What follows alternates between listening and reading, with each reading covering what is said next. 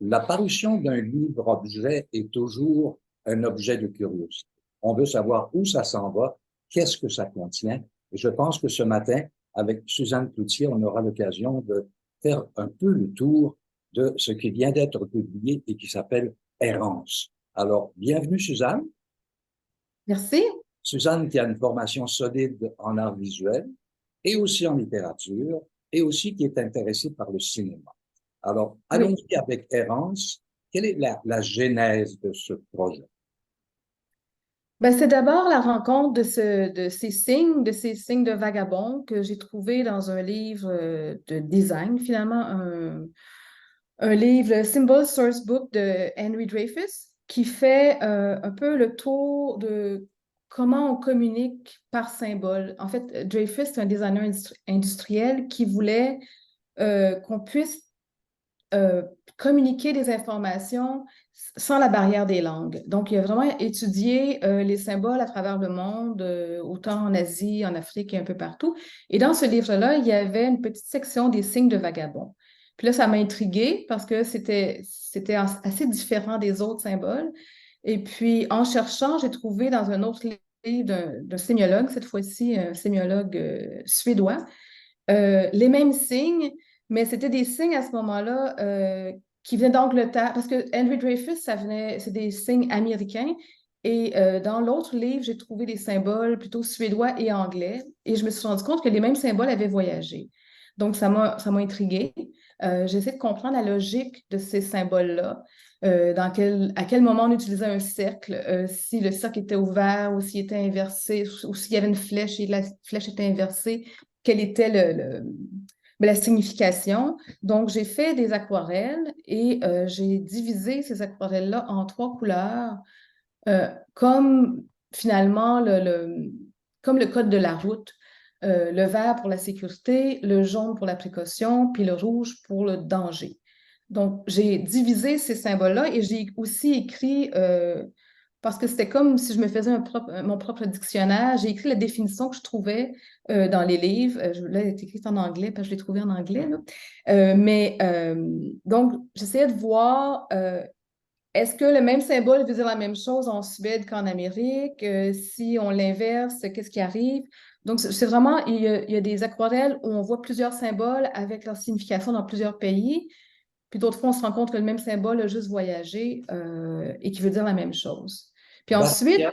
Mhm. Oui, oui, continue, continue, continue. ensuite, en cherchant un peu plus, j'ai lu un livre de Martin Puchner, Puchner, je pense, je ne sais pas comment on prononce son nom exactement, c'est un Allemand, qui est un philosophe et lui, son père étudiait une langue, le Rottwelsch, qui était une langue de vagabond. Et lui aussi, en Allemagne, avait noté des signes. Donc, lui a une formation plus d'historien aussi.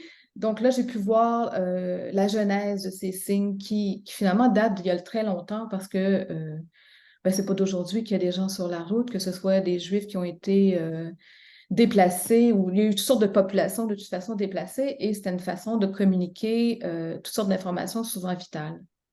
J'ai vu que tu t'étais aussi inspiré d'un livre qui est paru, bon, un livre de Basquiat, dont le titre Oui, est Hobos. Tu t'es inspiré un peu de ça aussi? mais c'est surtout que quand j'ai vu ces symboles-là la première fois, je me disais, je les ai déjà vus, je ne sais pas où, mais ça sonnait une cloche, là, c'était pas la première fois que je voyais ça, mais je ne savais pas dans quel contexte. Puis en regardant les tableaux de Basquiat pour un autre projet, je me suis dit, ah ben oui, il les a utilisés beaucoup quand même. Il les a utilisés surtout vers la fin de sa vie. Puis il a utilisé beaucoup les mêmes symboles qui disaient que l'homme meurt, ou en tout cas, c'était des symboles assez tristes là, qui parlaient un peu de son désarroi à lui, là. Mais il a utilisé peut-être une dizaine de ces symboles-là dans ses tableaux. L'originalité de ces errances, c'est le titre du livre que je vais illustrer dans quelques instants. Euh, bon, à partir de ça, tu as invité des écrivains, des écrivaines, des poètes, des poétesses à participer à cette espèce de projet de livre-objet, non? Oui, oui, on a essayé d'ouvrir un peu à d'autres ce que ça pouvait leur inspirer. Donc, j'ai contacté des gens. En fait, il y a, on a 11 auteurs et autrices à qui j'ai demandé de faire un texte, un court texte, 2, 3 pages. Ça pouvait être un peu de la prose, ça pouvait être de la poésie, ça pouvait être un peu ce qu'ils voulaient, tant que ça, tant que ça parlait de l'errance, ou bien ils pouvaient prendre un thème qui était dans le livre, dans mon texte, comme l'exclusion, ou ils pouvaient prendre un signe en particulier. Et puis ça a donné toutes sortes de choses. En fait, ça a été une belle surprise de voir comment les gens se sont appropriés ce thème-là. Puis par la suite, quand on a reçu les textes, ben c'est Julie Clade, mon éditrice, qui a proposé de les mettre aussi en fonction de danger, précaution ou sécurité, parce que ça se prêtait à ça. Les textes avaient cette saveur-là. Parmi les gens que tu as invités, il y a Joséphine Bacon, Jean Barbe, David Boudreau, Catherine Mabrikakis, Rodney Saint-Éloi, Élise Turcotte.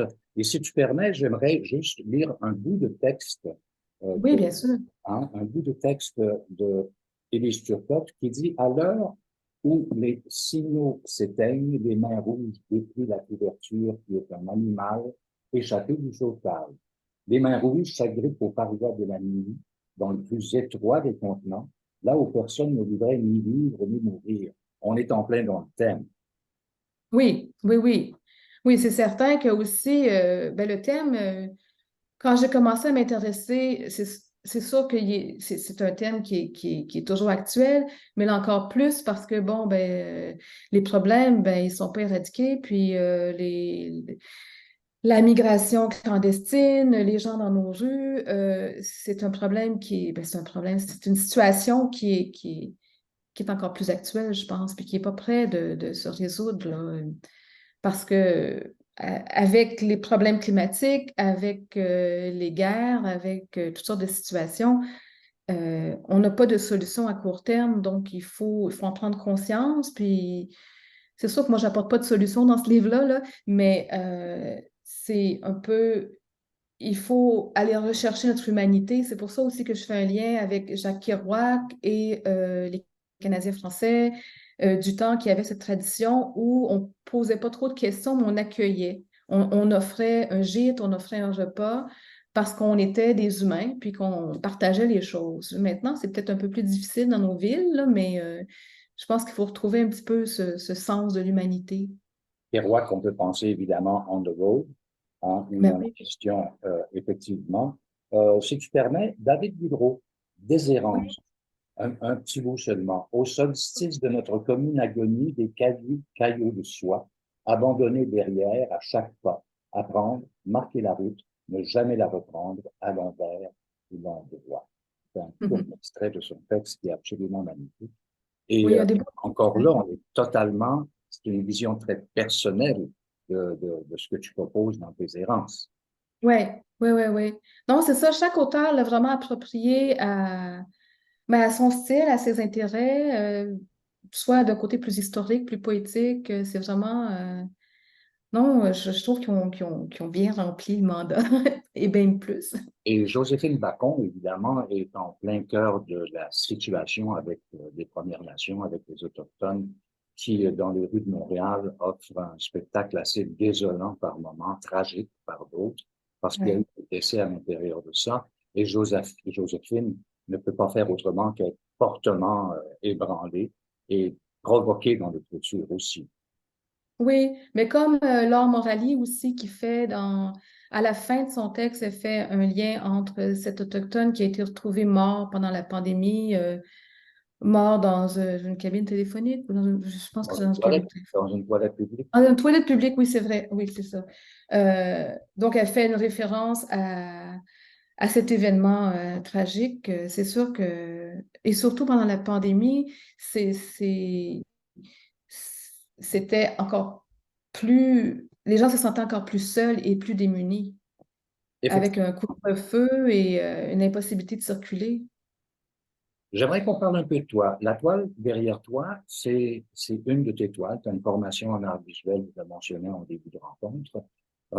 Et ta production, comment ça se passe en ce qui a trait à ta production personnelle? Euh, Ma production, ben là, je vais faire une exposition bientôt en janvier, donc je prépare une exposition solo. qui porte sur le thème de l'errance.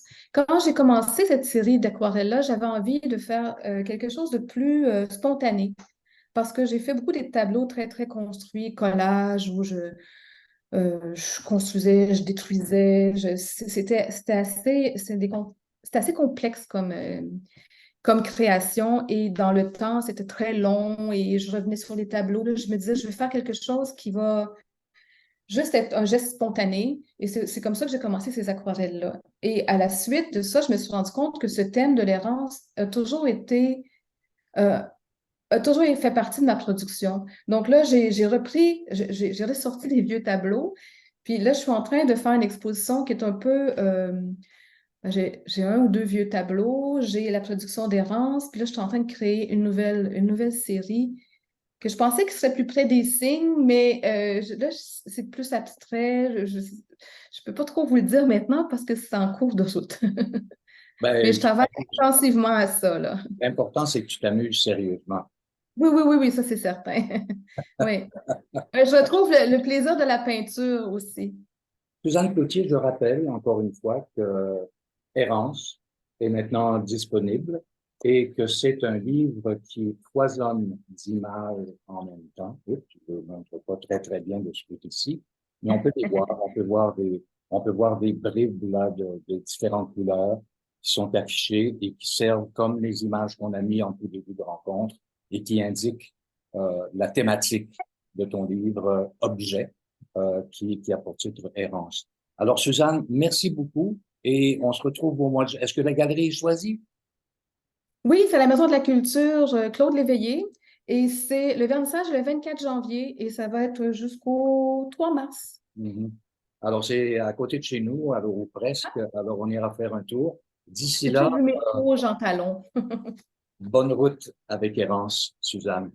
Merci beaucoup. Merci.